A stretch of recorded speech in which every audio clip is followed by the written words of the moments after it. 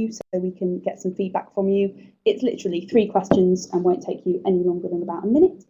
And then right at the end of the webinar as well, if you've got any questions about student support that have not been answered so far, you can send them in to us via the chat box.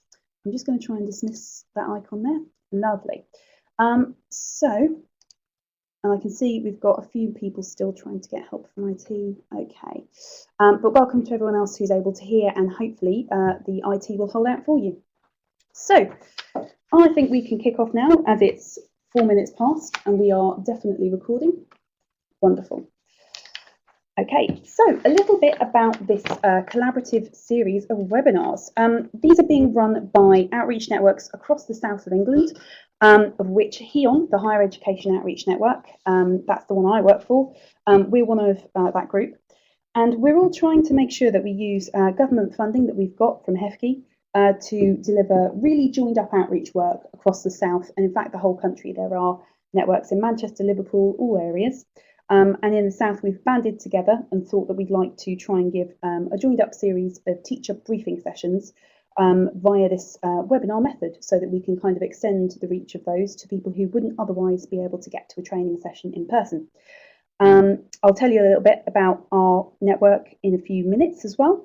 But I will just flag up that there is a whole list of other webinars that Steph, I believe, mentioned in the chat box right at the start when the first few people logged in. We've got a list of all the recordings of previous webinars up on the website of ours, and we'll send you, as well as a list of how to get access to those recordings, details of the next few ones that are coming up too. And they cover a real variety of topics like student finance, all sorts of things. And a little bit about the Higher Education Outreach Network. We may not be your local outreach network. It's quite likely that you're not linked to us.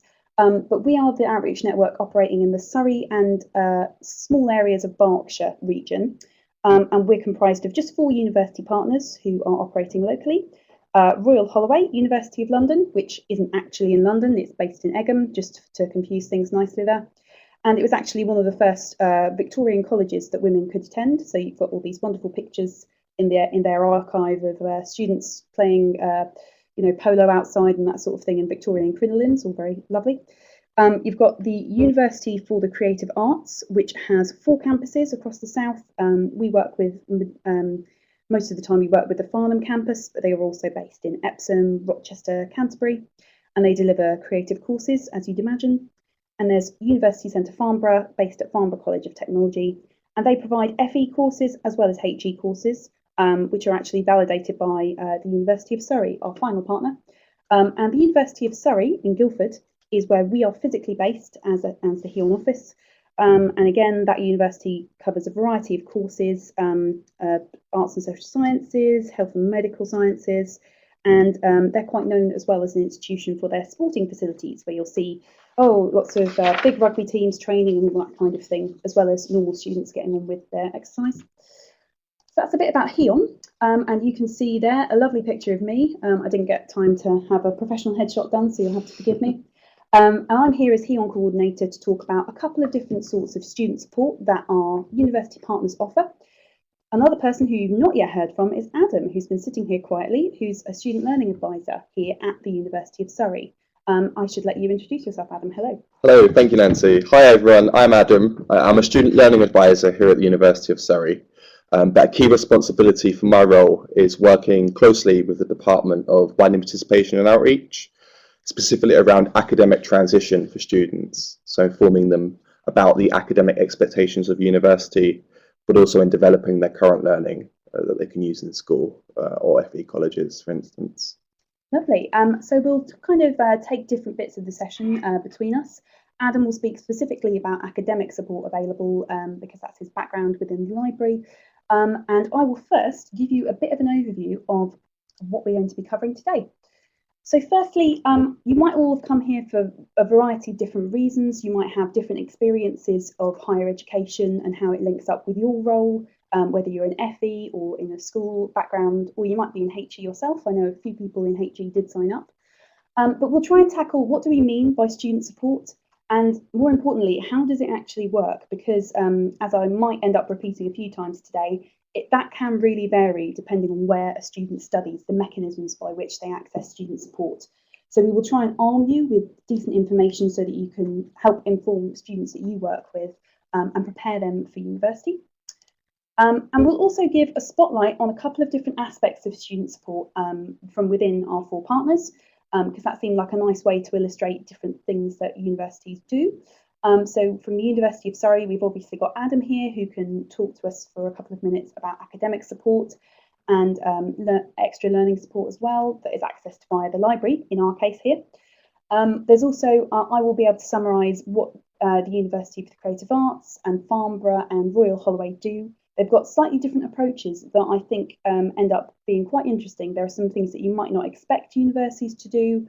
For instance, Royal Holloway has got some quite stealthy ways of trying to promote student wellbeing and student lifestyle via social media that you might not automatically assume would be part and parcel of, generic student support at university. And as we go, we'll also try and pull out common themes and practices that you'll see across most universities. There's a slide at the end where we try and summarise the key types of support that students should expect at university, even if they're presented in a slightly different way. Okay, so what do we mean by student support?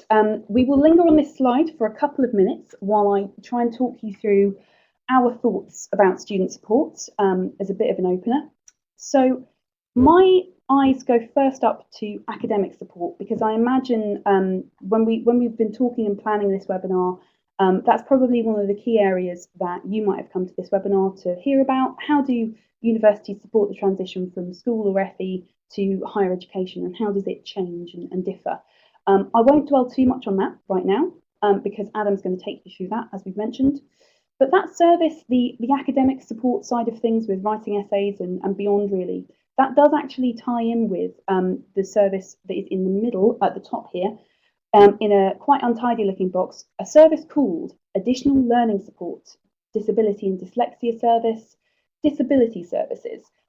There is always going to be a service of this nature or a way to access support of this nature at a university. But it might be called a variety of things. I think, in fact, this is the area where it's got the biggest variety of names and brand names that are kind of thrown in there. So a student may not immediately know exactly what the name of that service is, but you can advise them there will always be a service there for students with additional learning needs. We will dwell on that for a couple of slides as well shortly.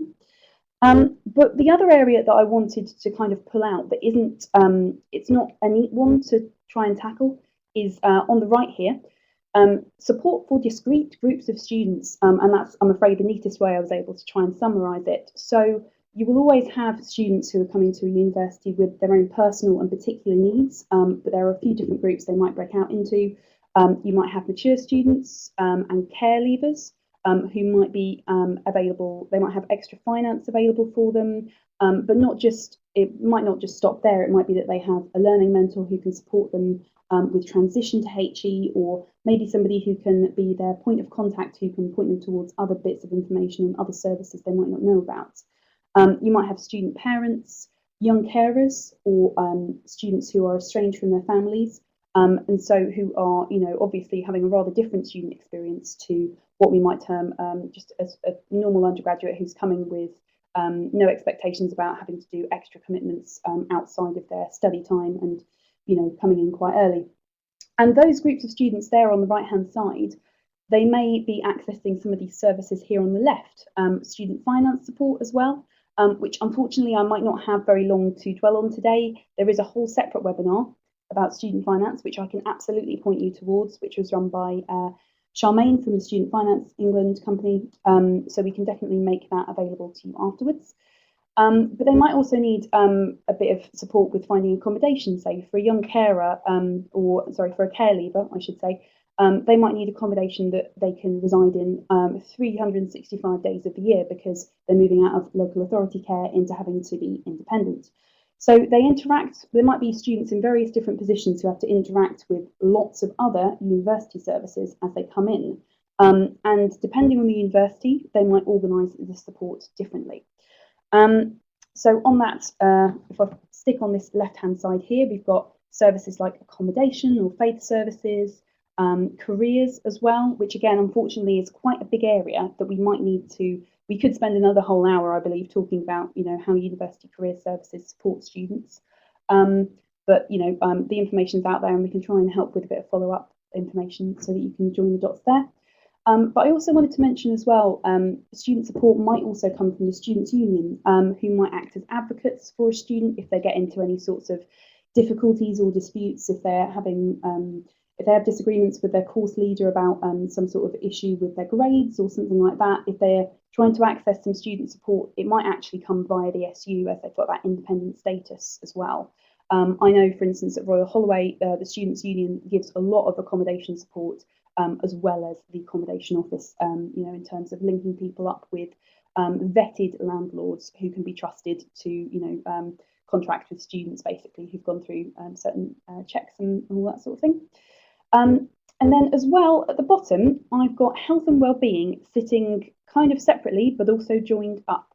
Oh, Jackie, I can see you've just logged in. Hello, hope you can hear us. So health and wellbeing may be tied together in a single coherent service where you just go to your GP's office and you've got all those different services under one roof. So not just your GP, but you also have access to mental health and counselling via your GP service. But it might be that there's also a separate team within the university who is really dedicated to promoting safety and lifestyle tips, who might be promoting a programme of self-help skills, we might call them. So that could be a program of meditation sessions, or people do things like puppy therapy or free massage kind of training and that sort of thing, to try and promote health and wellbeing on campus. It's getting quite common now, and it might not be something that you've seen much of if you've not been to university recently, but there is a lot of this sort of creative initiative going on at different universities. So those are some of the main areas that you might consider when you think about student support. We obviously can't go into a great amount of detail on every single one, but we'll try and give you a bit of a picture of some of the key ones here today. And just to kind of zoom in a little bit on the actual mechanism of how students at university get support when they're at university. Higher education providers, whether they're a university or an FE college providing a HE course, they might have very diverse histories. My second bullet point here is that a student service, the sort of supports that a student might be accessing could really vary in name and in structure at all the different institutions that a student could select on the UCAS application. So if you've got a student with particular needs around accessing the disability and dyslexia service, for instance, at the university that they'll eventually go to, they might find out that that is called something different at every different institution they apply to, which I know isn't the most helpful thing, but that's kind of a result of the fact that some universities have been going for hundreds of years and have evolved elaborate structures and hierarchies that work a certain way, and there's always been a certain office that has dealt with an element of student support. But other universities may have taken a restructure or started from scratch and tried to give one central hub, perhaps, where students go to find out any queries they've got, and then that pings them off to all different sorts of services from there. It might also be that the university has been quite responsive to the courses that it provides. If they provide lots of IT heavy courses or design equipment, that kind of thing, they might have to have various things in place to support students to be on those courses. Or it might be that a student body has certain needs and a university will evolve and respond to the needs of its student body, definitely. And as I mentioned earlier, we will as well summarise some of those common elements of provision across the board. By the end of this, we'll give you a slide where you can see bullet points of the various things that universities will generally provide. So moving on, I'm going to hand over now, and we're going to swap seats, so you'll have to bear with us, to Adam, who's going to zoom in on that aspect that we mentioned earlier on academic support. So I'll hand over to Adam.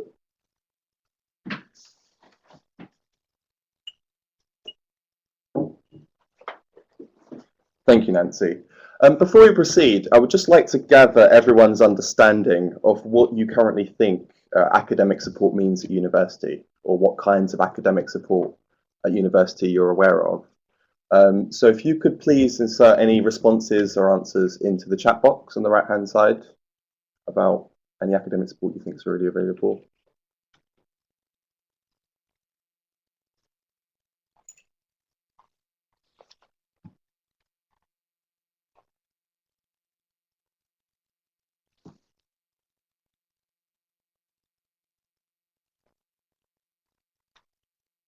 Managing workload, study effectively, working with tutors, yep.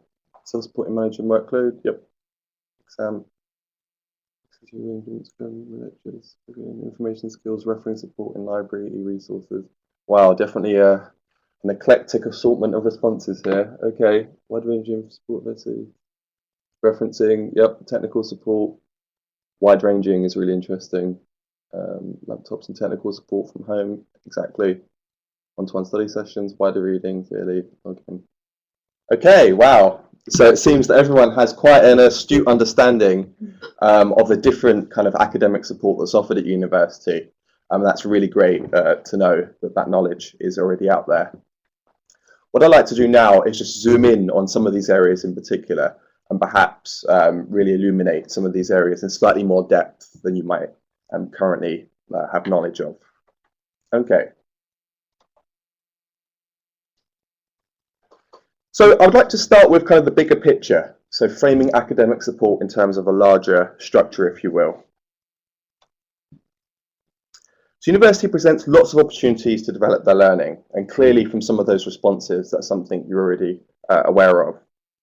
But because university encourages independent learning, the idea of students working on their own or without as much help from teachers as they would have been used to in school, we might not think that this support is available. We might think that students are left to their own devices. But I would really like to challenge that idea. And actually, I feel that students being independent learners is partly about using initiative and really seeking out these support systems that are available to them. It might not be like school, it might not be right in front of them, it might not be something that they hear about on a daily basis, but they do exist on campus. And I think students must use their initiative to really seek them out and be proactive in their learning. Most of these services offer impartial advice. And what that really means here is that where students will have support from their lecturers or their personal tutors, who they work with quite closely in their subject area, these services operate around campus. For instance, my learning development team is based in the library, and therefore we respect students' confidentiality who actually use this initiative to come and seek us out. Students often present a wide range of problems at university. These might be personal, emotional, financial, or academic, and therefore we do respect the confidentiality of students and the different needs and wants that they have, and how these also change throughout their studies. One of the great things about the University of Surrey is the culture of joined-upness and collaboration between the services. So, for instance, a student might visit the learning development team for support with revision techniques or exam preparation. But we might then signpost those students to the Health and Wellbeing Centre if we think they're experiencing particular stresses or difficulties in leading up to their exams. So we definitely work at a holistic level and kind of treat academic service at a broad picture that really accommodates the different needs that one individual student might have. As Nancy's already pointed out, these support services do differ tremendously across institutions, and therefore we do encourage students to attend open days or applicant days to really find out more about what's available. These services might be difficult to locate.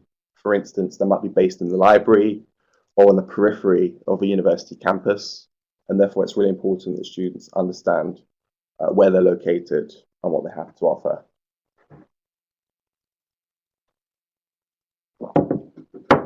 So 4 specific case studies I would like to illuminate in more detail are as follows. We have Splash as the Student Personal Learning and Study Hub. And this refers to both a physical learning space in the library, but also the learning development team, to which I'm a part of. We then have additional learning support, and this is a service for students with disabilities or specific learning difficulties, such as dyslexia, dyspraxia, or ADHD, for instance. Then we also have personal tutors, and unlike Splash and ALS, tutors are actually based in students' faculty. So personal tutors will be much closer to students' specific subject area. And we also have peer mentoring at university.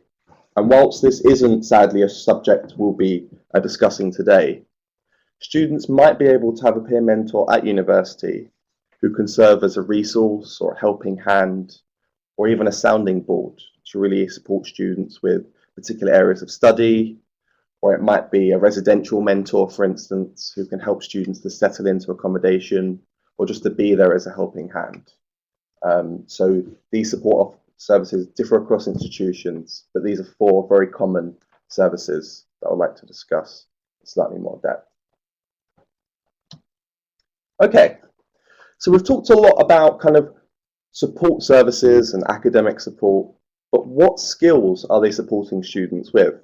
I think this is a very important area to discuss in slightly more detail. So in other words, what skills are they looking for at university? The first one is thinking, both analytically and creatively. University students are expected to constantly question things. They're expected to challenge the ideas of others, particularly in the seminar environment. Students are expected to question one another's ideas and to really be creative in their thoughts. They're also expected to read actively, widely, and critically. This means that students are expected to read a wider amount of literature. They're expected to know the arguments being made in a particular field of study, but also to question the reading and to be really critical of what's being said. They're expected to present both professionally and clearly. Students won't just be writing essays and reports throughout their studies, they'll also be expected to convey ideas in a verbal form, and therefore good use of body language and eye contact is very important. However, they're also expected to have good visuals on the slides, for instance, and these are all skills that they develop over time. Students are also expected to write both clearly and critically. Students must familiarise themselves with the use of academic language, what it means to have a logical structure in their work, and to bring out the voice in their writing. And these are kind of what we might refer to as the academic conventions of writing, these different techniques that they'll be expected to get used to upon starting their studies. And finally, as some of you pointed out at the start, students are expected to research thoroughly and academically. And this means kind of researching with a purpose, really finding books and asking themselves what they're hoping to find out. What is my research question? Why are these credible sources? Why have I selected that particular journal over another, for instance? So therefore, they're going to have to be a lot more reflective about their learning, the particular research that they undertake at university. Splash at the University of Surrey is based on the 3rd floor in the library, and this is a service that's there for students as soon as they enrol in their course. So right at the start of first year, we're there for those students, right up to master's level. Splash provides both a space that is kind of conducive to group work and discussion, but it also has several resources such as study skills books and study guides that students can peruse, and additionally collaborative study areas and group workstations, so students can really engage in dynamic and active learning, such as preparing presentations or having a debate outside of class, for instance. The aim of Splash as a space, but also as part of the learning development team, is to really encourage students to become independent learners. In other words, we really equip them with the skills and the confidence to support their learning. And we hope that over time, students develop their thinking and develop strategies to really enhance their critical thinking skills. So some of the things you mentioned at the start, such as referencing and revision techniques and writing, this is very much encompassed in the 2 branches of the learning development team, which is the student learning advisors and the information skills librarians. If you will, the student learning advisors, of whom I am one, are very much responsible for writing effectively. So we will support students in developing their argument, structuring their essay, paragraphing their work, but also other skills such as time management, revision techniques, note making, for instance. All of these, what we might refer to as study skills, we assist students with.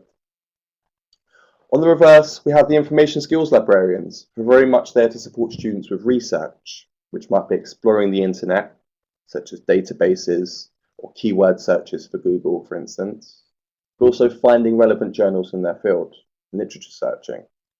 And these are all skills that we hope students develop over time throughout their studies.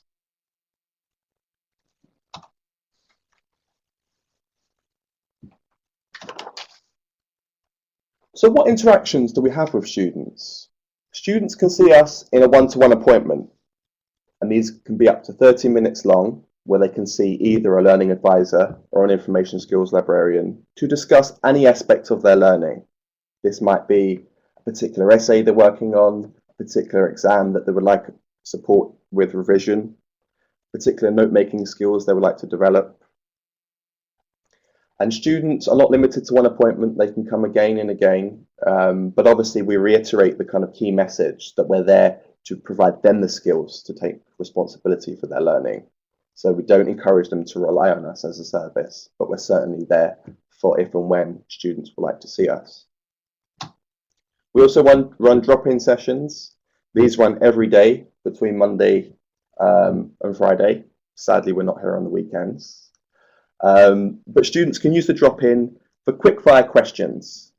So they might want particular help with a paragraph of their work, or they might want to know how to locate a journal in their field, and therefore they can come and see us during this kind of time frame. We also run a series of workshops throughout the year, and these are for students from first year right the way through to masters. That might be, what does a university essay look like? Where we'll talk about academic conventions of writing and how that differs from a school essay or a college essay, for instance. But also creating an argument, helping students to formulate their opinions and to really construct convincing arguments backed up with evidence, good quality evidence and sources. As well as these kind of more face-to-face interactions, we also have a learning portal online.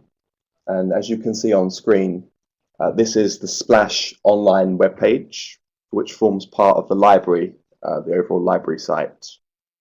And students can access this area for a variety of online resources, such as reflective writing, essay planning, editing and proofreading their work, or even to access resources on writing and grammar skills, for instance. And as you can see there on the right-hand side, we have an example of one of our study guides on reflective writing. And this will assist students to understand what reflection is. And as you can see there, there's a table of good use of reflective language that would really assist students in using this in a particular piece of work. Students can also access this online portal for referencing support. They can actually access subject-specific pages that informs them how to reference effectively in their particular subject. Because as we know, across different disciplines, there are different expectations and different styles of referencing, such as Harvard or MLA, for instance. So we really assist students with that through our portal. Importantly, however, our website also features what I refer to as initiatives or large-scale projects that run in Splash. And these include Back on Track, STARS, and Sprint, which I would like to discuss in just slightly more detail.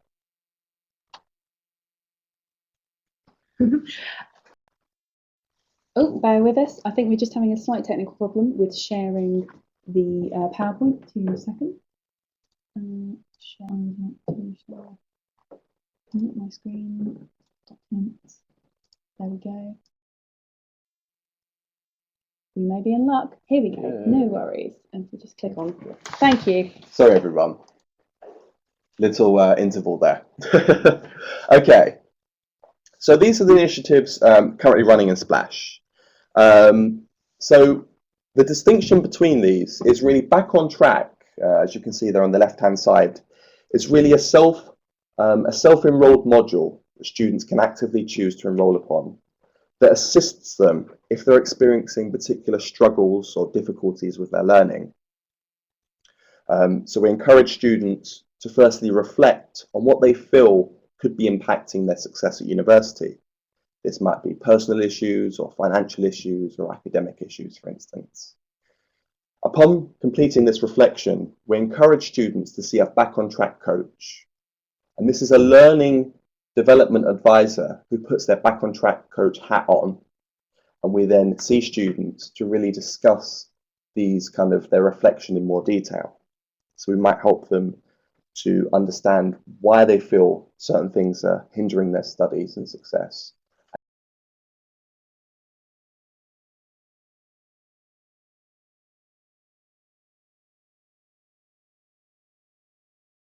If we feel that students' stress or depression might be impacting their studies, we would then signpost said students to the Health and Wellbeing Service, for instance. So this is really a project that really aims to assist students before these issues ultimately hinder their studies to the extent where they can no longer progress. On the other hand, STARS and SURGE are kind of aimed towards high achieving students. So in other words, let's not consider learning development as those students that are struggling or have particular issues with their studies, but also we identify the need of students who are high achieving and who demand different skills and different forms of learning development. For instance, the STARS scheme is there for students who achieve very high grades in their second and third year. And this is kind of what we refer to as a high 2-1 degree. And this allows opportunities for students to participate in developmental activities around perfectionism, resilience, teamwork, and leadership skills, but also advanced communication. And these are skills that really aims to bolster the professional development of these students and to really target those needs of high achieving students. We also run an undergraduate research journal called SURGE, and this presents opportunities for students to publish their work with us. So this is a multidisciplinary journal where students in their second or third year can publish a piece of work, whether it's an essay, a literature review, or a report with our journal. And this then goes through kind of a peer-reviewed process and is then published online on the University of Surrey's website. So therefore, students can really showcase their work and develop these critical thinking skills through publishing with us. So I think one of the things I'm trying to get at here is that learning development isn't a remedial service necessarily. It's not there for students who are just struggling or wish to seek this extra support. It's also there for high achieving students and to really identify the needs of those learners and how they differ from other students.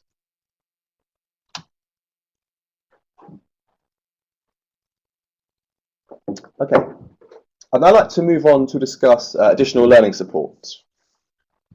And there's 3 key areas here, which are kind of disclosure, contact, and the support available. Students should disclose any disability, including specific learning difficulties, on their UCAS application. So when they actually applying to university through UCAS, they should disclose this disability or learning difficulty on the UCAS application. And by ticking the disability box on the UCAS form, the correct forms from the DSA, the Disabled Students Allowances, will be sent to students, and their individual needs and requirements can then be assessed. If you're in doubt, or if students are in doubt about whether they have a particular disability or difficulty, or whether that qualifies under university definitions, they should still tick the box if in doubt. Early disclosure is important because it allows universities to put the correct support systems in place prior to students starting their course. I think this is something to really think carefully about. Students should also contact universities prior to application to discuss facilities. As Nancy mentioned, these facilities do differ greatly across institutions, and it's therefore very important that students are aware of what a particular institution can offer. However, going back to my earlier discussion of independent learning and students being proactive, students may want to research the support available as well and make contact to specific departments prior to application to consider these facilities, but also issues of mobility, for instance, that the university fosters.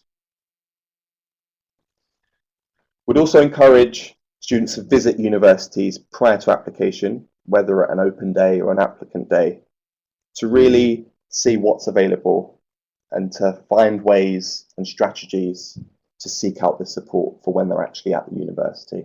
Because as I mentioned, these support can be hidden from view. They can be often on the edge of the campus, for instance. So it's really important that students familiarise themselves with these prior to commencing their course.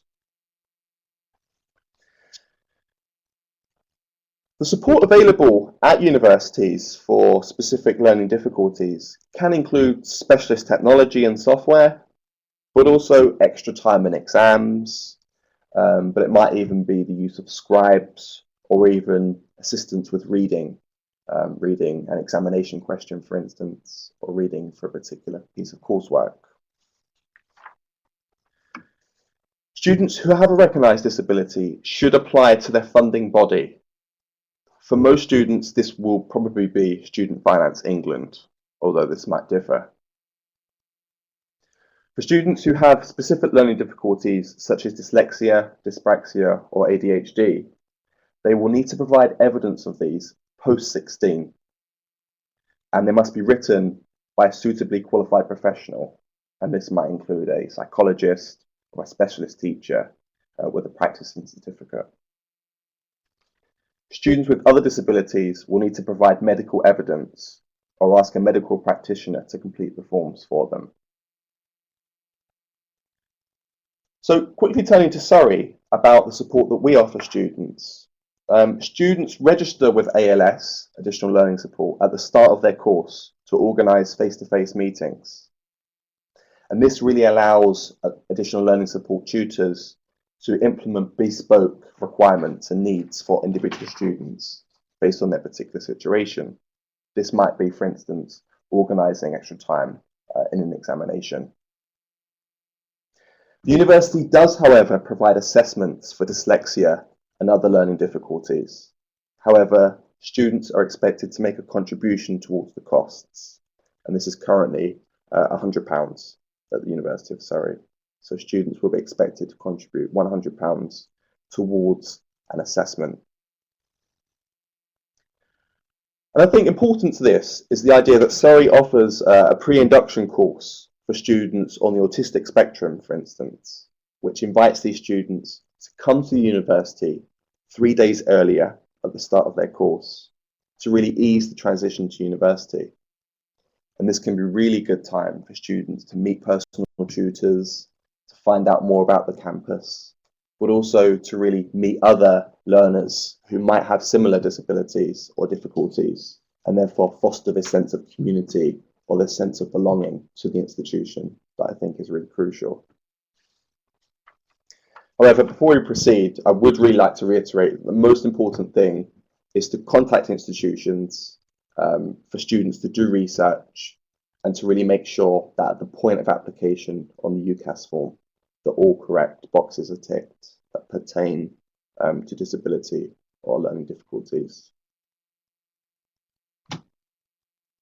Okay, so the final slide from me is around personal tutors at university. So unlike Splash and ALS and peer mentoring, for instance, personal tutors are located in faculties, students' area of study. And personal tutors encourage students to really reflect on their learning. They're there for students to identify areas of strength. So they might help students to interpret their feedback, for instance, and for personal tutors to see what students are doing well, what they need to improve upon. But also how students can develop their study habits, how they can revise more effectively or how they can manage their time.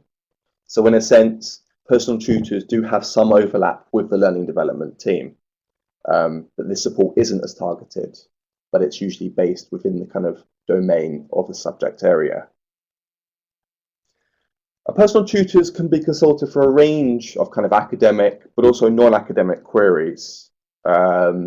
These could be personal circumstances or financial difficulties, so they can always serve as that initial kind of first point of contact for students.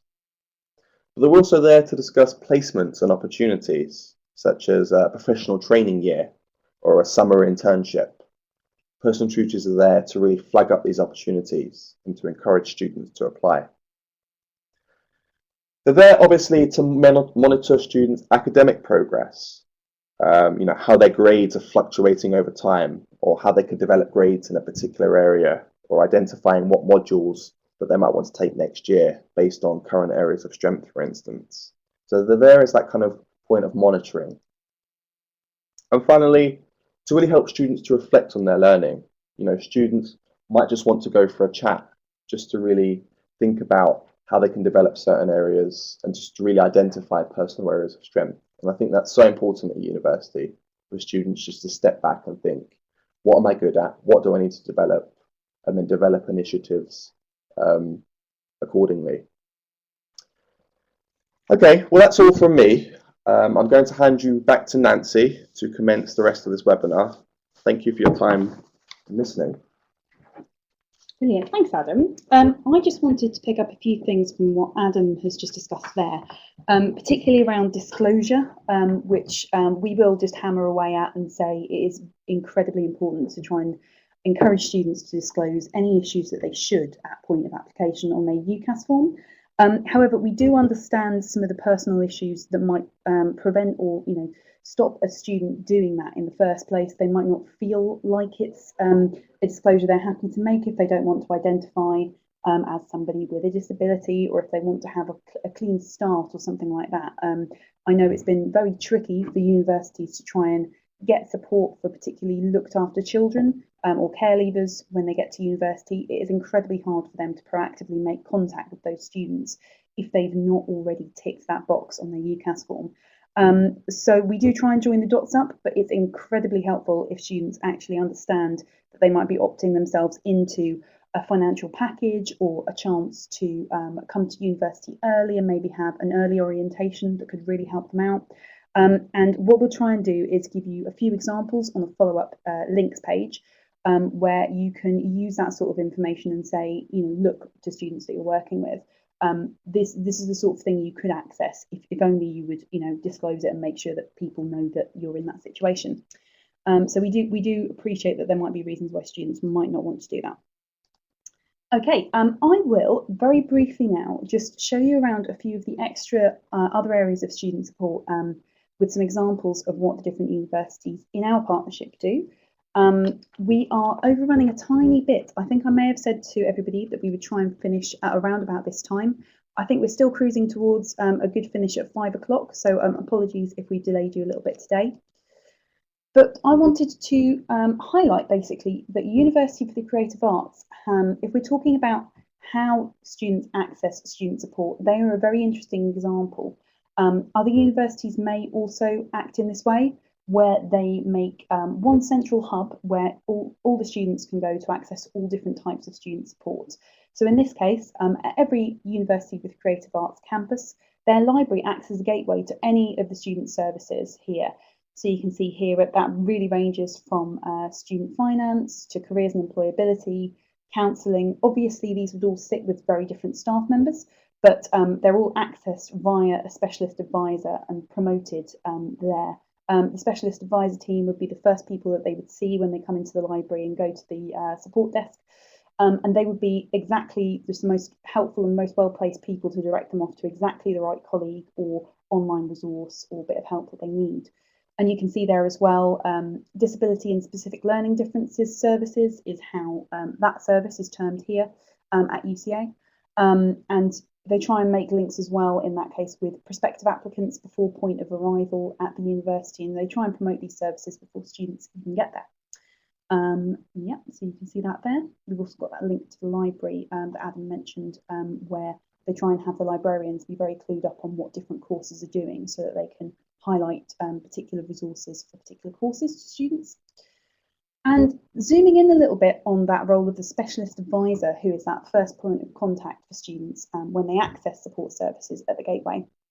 You might be able to see here, it's a little bit blurry because of me having scaled it down, but this is a flyer that is used to direct students towards the kinds of things that specialist advisors can help them with.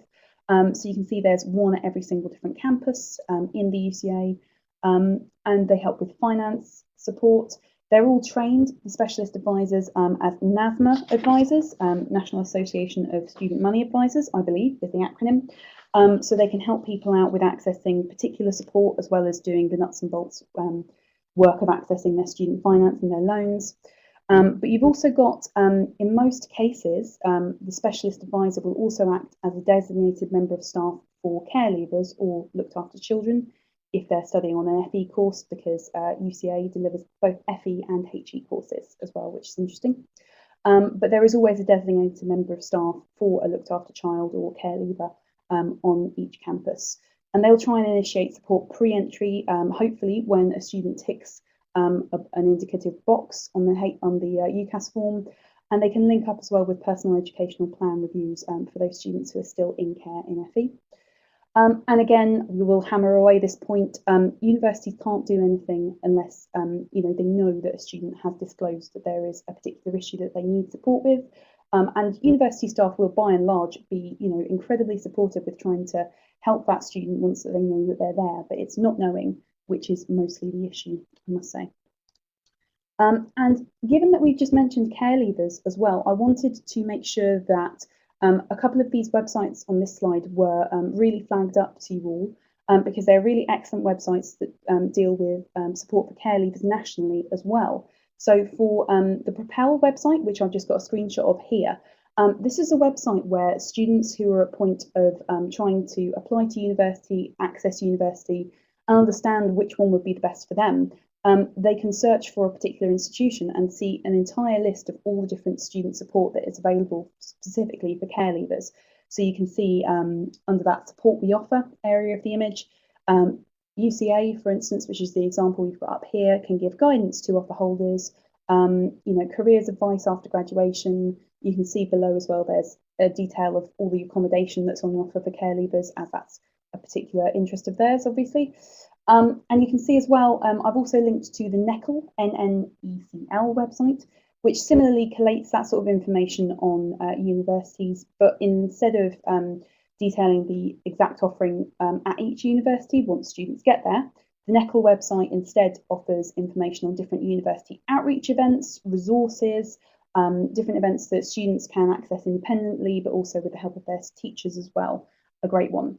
And on a similar but not entirely the same note, Stand Alone is a charity that supports students who are estranged, so who don't have contact with their family members, and who again might be a very hard group of students to try and find and support if they don't identify in that way, if they don't necessarily recognise themselves as estranged. It can be really hard for them to find information that's out there. But Stand Alone give a lot of help around particularly the student finance aspect of it, which can prove very difficult for estranged students. So I just wanted to flag up that external website as well. I'll just move on to talk about our final two universities. University Centre Farnborough, I wanted to mention what they do because they are an FE and HE institution, the University Centre being located at Farnborough College of Technology.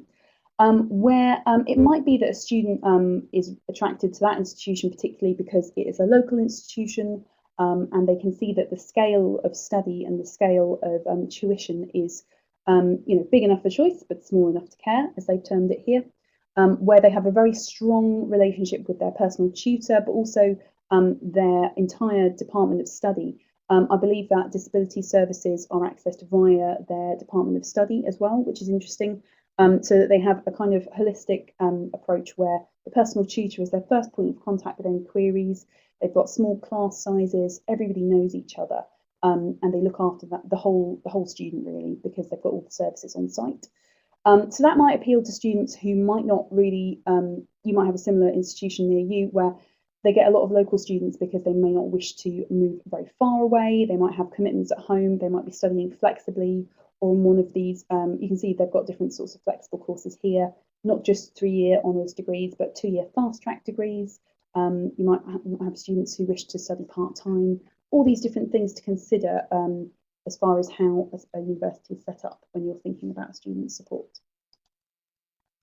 And I also wanted to mention Royal Holloway, because they've got some interesting teams in the university, which, as I mentioned before, try and promote student wellbeing and a decent student life to students almost by stealth, via activities like the student life team running the Welcome Week, which might be called Freshers Week in other institutions as well. So supporting induction and transition, having a key stake in residential support, and also peer guidance schemes. You'll see a lot of peer guidance schemes at different universities, as Adam mentioned as well, which can be a student in a year above in the same department mentoring somebody who is new to the Department of History, say, if that's what they're studying, and can really empathise with them, talk about top tips, and just be a friendly face, really.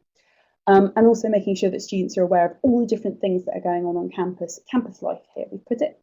But also our second group here, the Wellbeing and Student Outreach team, who are really trying to promote via campaigns lots of wellbeing issues that students need to know about. And as well, the best way for them to do that sometimes is to have very close links with the Students' Union. And you'll see, the concept of wellbeing at universities may have evolved quite a lot in recent years, encompassing here, as they quote on their website, not just physical health, but also mental health, sexual health, stress, tiredness. You get topics like mindfulness coming up a lot at universities these days, and lots of resources and sessions being run. A couple of examples of the sorts of things that universities might do. You can see here a few images from the Student Life team at Royal Holloway's Twitter feed. So they will promote, on the left-hand side here is an image which is them promoting all the different things that are happening on campus in a given week. So free underground cinema club, stress busters session, the wellbeing market as well, the petting zoo. You'd be surprised how many furry animals there are used on campuses, basically as a bit of a relaxation and de-stressing kind of mechanism, especially around exam time. And you'll see all those sorts of things here. The wellbeing team also have a bit of a map around which services students can access. You can see there Royal Holloway being one of these institutions that has been going for a very long time indeed, and has lots of different student support services built up, but you might need to access them in slightly different ways. And you can see at the bottom there, they would always direct students to go to one of 2 key locations. If they're just not sure what support it is that they need, they try and direct them off to all these different areas as well. Accommodation being one that is spread over a couple of different support services. You've got the halls side of things, but also the SU can support you if you're having difficulties finding a landlord or sorting out a contract, that kind of thing. So this sort of map is available for students once they get to university, and the wellbeing team or its equivalent will be trying to promote that always. I will also say here are some examples of those wellbeing schemes. So stress control workshops that you can book onto, flexibly. You can see there they're scheduled for May, exam season, but also just having a pop-up wellbeing market where they would have study aids and people to talk to, mocktails as well. I think was something else that they've started doing, which is just set up in a part of the university that students will walk by. And if there wasn't anything there, they'd just walk straight through. But by having that stand up, they have a real opportunity to catch students at a busy point and just promote well-being, but also try and get them to tap into services that they might not otherwise go for. And social media as well being a really big part of that. And so here we go, the petting zoo. You will also see that there are things at universities such as puppy therapy, where a local animal charity will bring in some animals for a small scale, very safe and very, very chilled out session where students can interact with animals.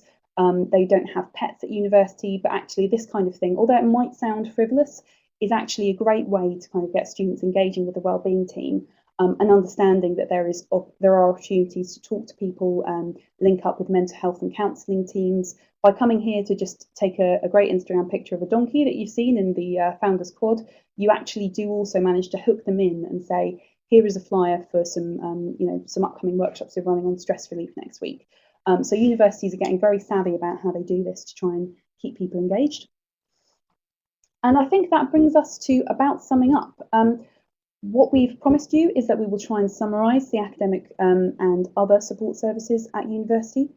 We've got the academic side of things, but also the broad umbrella of additional needs and disability support that Adam has also spoken about here at Surrey. But you've also got the fact that you should always flag up to students that if they're in a particular circumstance, whether or not they know the name for that discrete group that they're in, be it estranged or a young parent or a care leaver or a young carer, there will be a point of contact at that university for them to liaise with and even get support or information before they arrive at the university. And also, just to bear in mind, there are these creative approaches to health and wellbeing. I'm assuming most students, when they're applying to university, won't worry too much about that, but for your benefit and for the knowledge of their parents as well, those services are out there and doing, I think, a really good job these days of trying to tie it all up and support students in their day-to-day life. And that brings us to, what can you promote as the student's key role in accessing these services? What is it that you can help us with as a university when we're trying to support these students? Any student, really. What we'd say is, the key word here is proactivity. I do want to stress this, we do appreciate that not all students may be able to be proactive if they've got particular challenges that they're struggling with at certain points, but we want to promote the fact that sometimes they just need to flag up that they have a concern or a certain issue that the university needs to be aware of. And then as well, they need to, if they have flagged it up on the UCAS form, or if there isn't a space to actually flag it up, that they do then try and email somebody and try and set up a meeting in the first week of term, just reminding students that you work with that they should do their research at open days by just asking quite openly, what sort of support do you have for students with their study skills or things like that? And they'll walk around and ask current students, and that is an excellent way to do it. Alternatively, open days and events such as those should always as well have representation from the library or from student support teams. They'll get a sense when they go to these visits of what the structure is at that university. Obviously, it's a lot to take in, but it's a good time to try and tap into those services, particularly if they have some key needs that need to be addressed. And again, disclosure, we've talked about that. But I would just say again, some key student finance extra support could be on their way to students, whether it's an entry bursary or some extra support with, they might set them up with a current student who's in a similar situation to mentor them. All sorts of support can be accessed as long as the students disclose. If it's not possible to do on the UCAS form because of the student's current circumstances not being entirely sensible ones to flag on that format, I would say make contact with the university during the process of application. They might come for a visit day in the middle of the cycle when they're trying to decide which of their 5 choices to go for. Have a chat with the academic tutors, try and go for a visit to the Disability and Dyslexia Service, talk to current students about what it is that they access, because that can be very, very important. And as Adam mentioned, if someone is in a particular circumstance where they really need to access a service or just try and scope out what the situation is when they get there, I would recommend as well trying to make some sort of pre-arrival visit, and that should always be as far as possible within the university's existing procedures. So there might be a generic email they contact, and then they get put through to the right person to try and set up a campus visit on a free afternoon they've got. And as well, I will mention on arrival, attending induction activities. The universities work very hard to try and put that sort of information out to students when there's that hectic settling in period and adjustment. There will be an academic step up in a lot of cases where students might be just settling into university and then realising that they do actually need some help with trying to get their essays up to academic standards for university. So the libraries are there, the student support teams are there in whatever format, and they can access them, and they just need to kind of walk past the right bit of campus and see them, or be aware and tuned in, if you see what I mean. And I will say as well, wellbeing and self-care, as we've seen, there's a lot of services out there with wellbeing initiatives to try and help students access those and look after themselves as well, after the initial dust has settled when they're at university at any point. Okay, that is almost the end of our content. I will just flag up that there are some upcoming webinars. Particularly, you may be interested in your role in the Supporting Care Leavers in Higher Education webinar, which is coming up and is delivered by the NECL charity, which is in a similar position to us, trying to advise students and their teachers about supporting students in care or as care leavers, and that's coming up on the 16th of June. In the follow-up information I send out, I will also give you information on how to sign up for those if you haven't already, and a link as well to see the previous webinars that we've put out as well. Now, could you give us a hand? I know we've kept you at least 3 minutes over the time which we'd hope to keep you here for, but what we'd really like to do is get a really quick bit of feedback from you before we open it up to questions. So Steph may be able to launch our first feedback poll. So you'll see here 3 quick questions. Just give us an answer to the first question, which is, how far do you agree that this session has increased your knowledge of student support at university? And this will just help us evaluate what we're doing, not just in this session, but over the course of the whole thing. We might try and wait for a couple more responses. I think we've got 4 out of 11 so far. Any more responses? Oh, thank you. That's brilliant.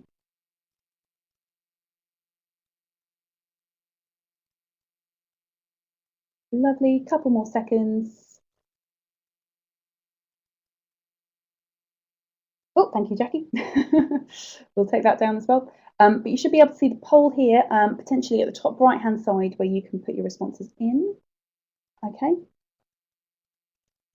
I think, shall we move on to the next poll question? We've only got 2 more to go. And that is, I'll just show you here.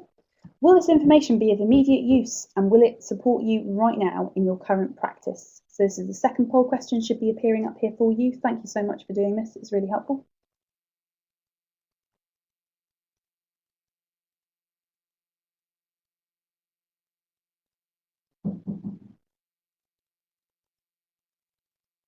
Wonderful, I can see quite a few of you have responded already. I'll just give a couple more seconds.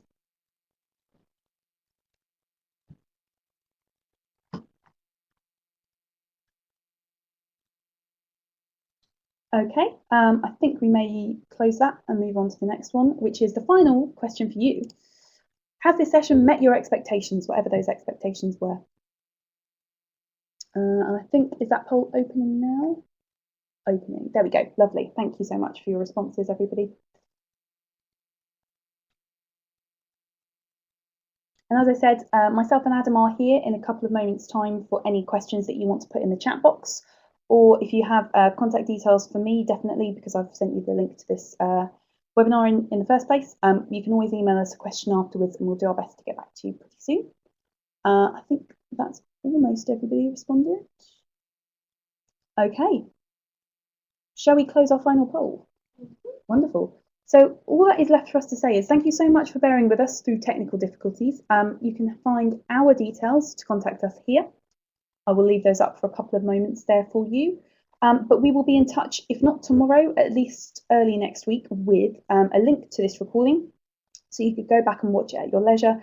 But also we're hoping to put together a 1-page document which gives you lots of links for the services that we've talked about, lots of examples. Thank you, Janice. Bye-bye. So we can send you some examples of all that sort of information that you can use directly with students that you work with. That is what we hope for.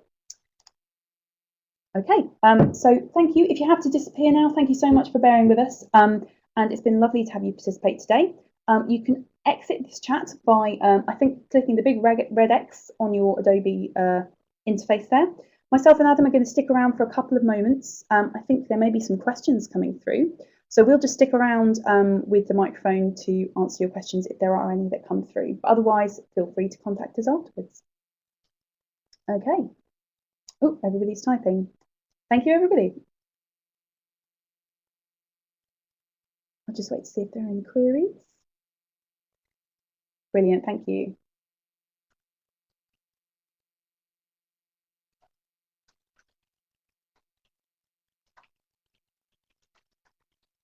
We are still here. We can just see an awful lot of typing going on. So we're just going to see whether any comments come out of that for us to respond to.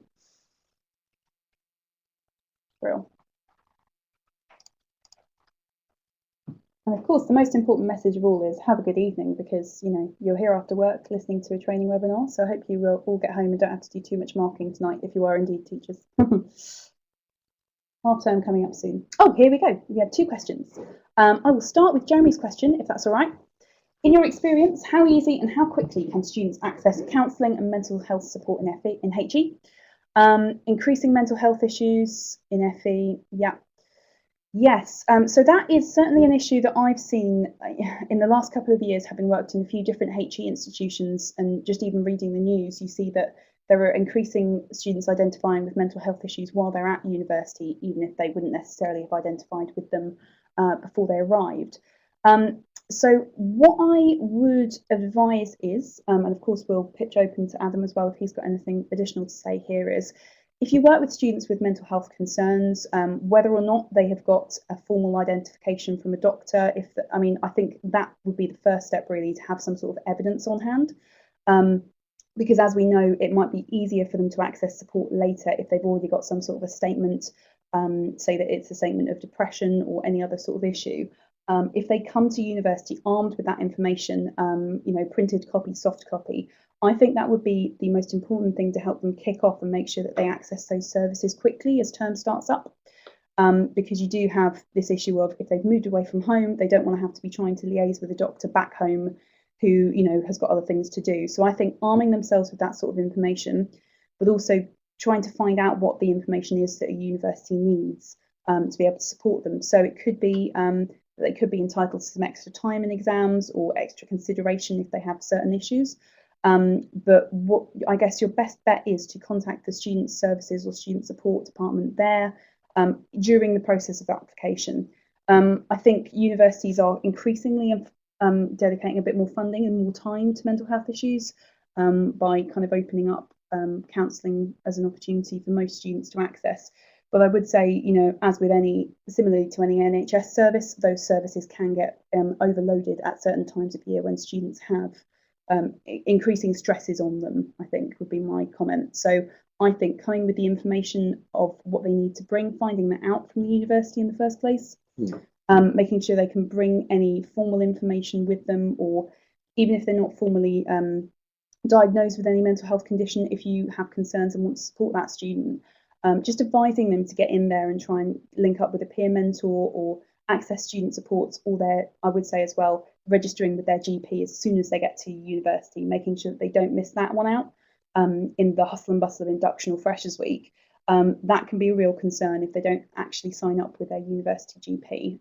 So that would be my advice personally. Adam, anything extra on that? Yeah, we often think of university as like a big wide world where there are thousands of students, and students with specific learning difficulties or disabilities might feel lost in the crowd. But with things like additional learning support and health and wellbeing, there are designated forms of contact in those services. So students with particular mental health issues will have that form of contact, and that will be the primary person they can go to discuss any issues, to arrange amendments to particular examinations, for instance, or just there for a chat, just there to catch up on their progress and to see how things are going. They will also have a personal tutor who will be made aware of any issues that students disclose as well. So they do have these primary forms of contact, just like they would in school, despite kind of the larger environment that they'll be studying in.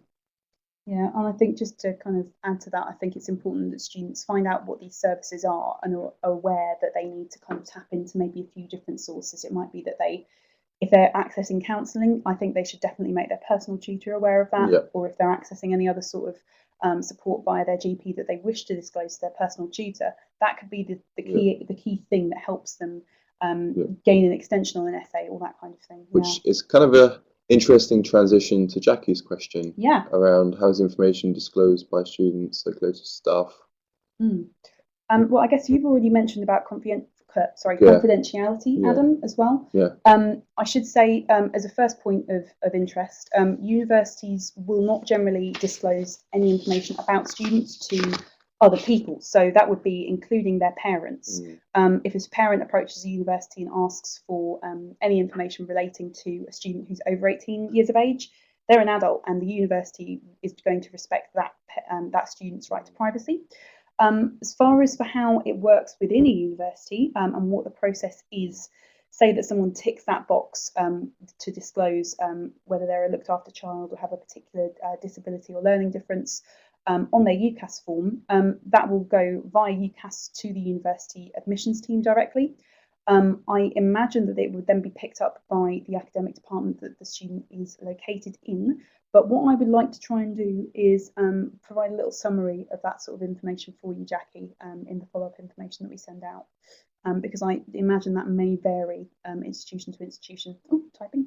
Adam, did you have anything else to add to that? No, just that we do respect, confidentiality of students, and that, Yeah. additional learning support is a very confidential service, and that any disclosure that students have will stay within the service. Mm. So even though Splash, the learning development team, is just one floor below ALS, students that might come and see us from ALS, I have no information about their background or about their particular difficulties. So we're not made aware of that information. So nothing follows the student unless they are willing to verbally disclose that kind of throughout their studies. Yeah, and although we have harped on obviously about disclosure being very important for a student to do as part of their formal UCAS procedure, I think a lot of services at the university will say if a student needs to access a certain bit of ALS support, so whether it's getting a statement for extra support in exams or extra time, that kind of thing. The service may very well need that student to come in person in addition to making that disclosure. So in order to actually get anything actioned, they will try and email the student, it's highly likely, but depending on the service and the institution, it may be that they need to have the student in, make an appointment, get them into the proper getting into the proper phase where they can kick it off. A student shouldn't necessarily expect all the support to just directly come to them. They need to be aware of which service it is they're trying to access, and try and access that service in office hours as well and make an appointment for it, because we understand it's a lot to get to grips with when they first start university, but they do need to tune into these things and get the right bits of admin done so that they can be supported appropriately by us, definitely. Okay, I think we may have talked your ears off at this point. Were there any extra questions? Oh, lovely, thank you both.